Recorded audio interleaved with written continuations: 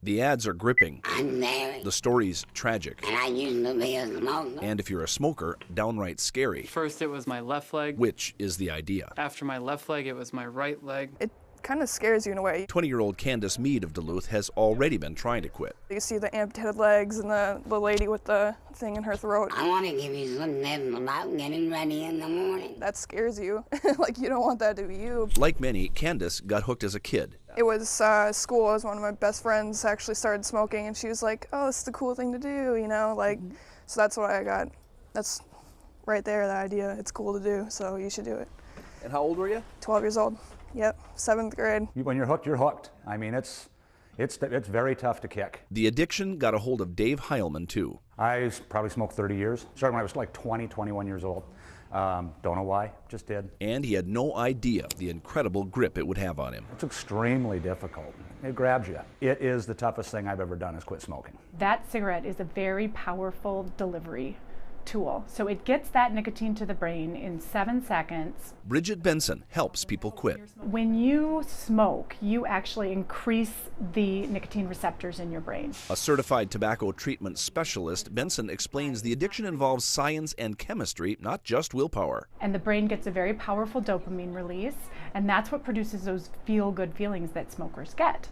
So the more you smoke, the more your brain gets used to that firing of the nicotine receptors, the more it wants that firing to happen. But these new ads put down your eyes, your legs. Try to reach the brain in a different way. Now, cross off all the things you're okay with losing because you'd rather smoke. The Tips for Smokers campaign was designed to help people, encourage people who are interested in quitting smoking. The American Lung Association's Jill Doberstein says when the ads first appeared, that was my first amputation that I had. Phone calls to quit lines almost doubled, and overall, smoking in the U.S. has been declining for years. Since 1965, the rate of smoking in adults and high school kids has been cut nearly in half. However, millions still smoke, and the decline has slowed down.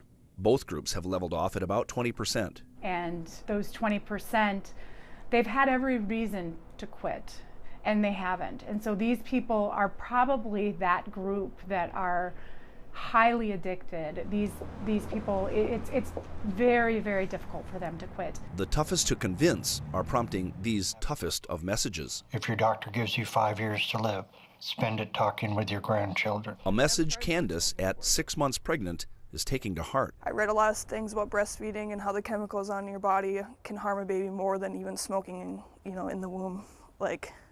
So I can't do that anymore. And Dave, he's quit too. And I thought to myself, I'm going to be 52 years old.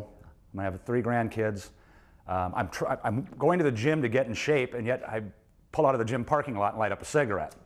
And I thought, this is really stupid. I had quit on the 25th of March. The last cigarette I had was December 23rd, so it's been 130 days.